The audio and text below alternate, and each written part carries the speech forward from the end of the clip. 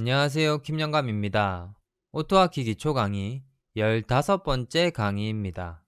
이번 강의 목표는 조건문에 대해 이해하는 겁니다. 조건문 지난번에 배웠는데? 라는 생각이 드시죠?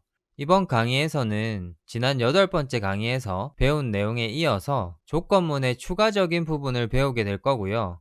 오늘 배우시는 내용을 모르시면 프로그램을 만들 수 없다고 할 수 있을 만큼 중요한 내용이니까 강의를 꼭 열심히 들으시고 완벽하게 이해하셔야 됩니다.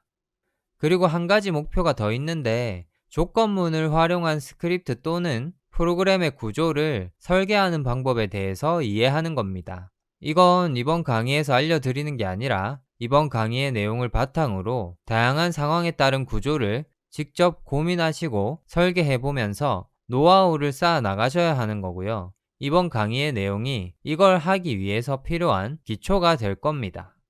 우선 조건문은 조건을 표현하는 문장이라고 했던 거 다들 기억하시나요? 조건문은 만약 뭐뭐라면, 만약 뭐뭐일 경우에라는 문장으로 설명할 수가 있고요. 조건에 따라 동작하는 스크립트를 의미한다고 배웠습니다. 그리고 이 조건문은 if라는 문법적인 요소를 사용해서 표현된다는 것을 배우셨고, 특정 조건을 만족했을 때 0,0을 클릭하는 스크립트를 이렇게 작성할 수 있다는 것까지 배웠습니다. 여기까지는 다 좋았고 조건문을 잘 활용할 수 있다고 생각했는데, 여러분들이 이 if만을 활용해서 프로그래밍을 하다 보면 문제가 생기는 상황이 발생할 겁니다. 어떤 문제가 발생할 수 있는지 감이 잘 안 오시죠? 지금부터 제가 추상적인 예를 들어서 설명을 드릴 건데, 그 설명들을 잘 따라오셔야지만 조건문의 필요성에 대해 좀 더 확실하게 이해하고 상황에 따라서 어떤 방법으로 문제를 해결할 수 있는지에 대한 생각의 폭을 넓힐 수 있을 거니까 정신 바짝 차리고 따라와 보시기 바랍니다. 앞서 드렸던 질문에 대한 답을 바로 알려드리면, 만족해야 되는 조건문이 한 가지 이상일 때 문제가 발생하게 됩니다. 슬라이드에는 경우가 한 가지 이상이라고 표현을 해놓았는데, 이걸 조금 더 풀어서 설명하면 둘 이상의 조건문이 서로 연계되어 있을 때를 말하는 겁니다.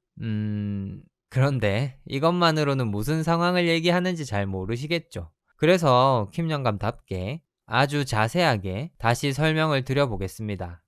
여기 보시면 3개의 조건문이 있습니다. 그리고 3개의 조건문에 서로 다른 조건 A, B, C가 있다고 가정을 하고, 이 조건들을 만족하면 각각의 조건문 내부의 스크립트를 실행하도록 작성되어 있는 겁니다.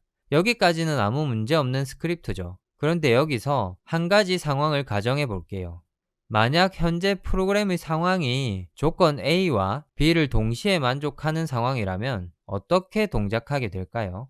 우선 조건 A를 만족하니까 첫 번째 조건문 내부의 스크립트를 실행하게 될 겁니다. 그 다음은 어떻게 되죠?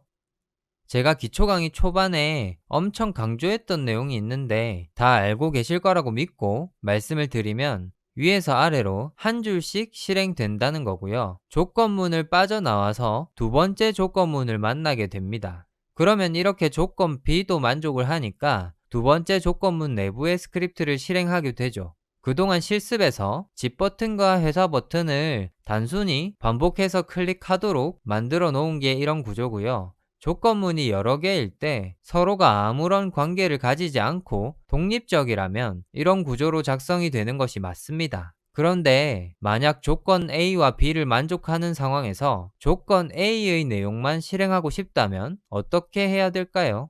여기서 문제가 발생하는 겁니다.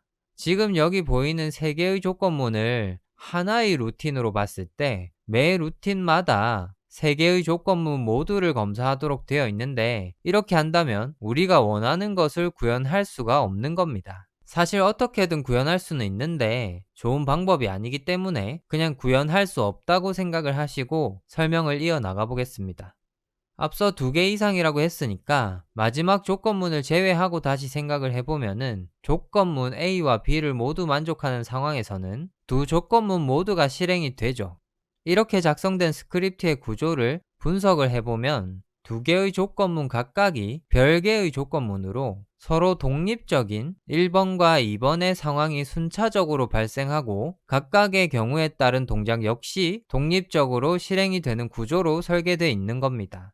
이런 구조로 프로그램을 설계해야 되는 상황은 두 조건을 연결하는 이 문장이 빠지는 경우고요. 이 문장이 요구하는 걸 만족시키려면 이 두 조건문이 하나의 조건문이 돼야 되고 서로 의존성을 가지고 있어야 됩니다.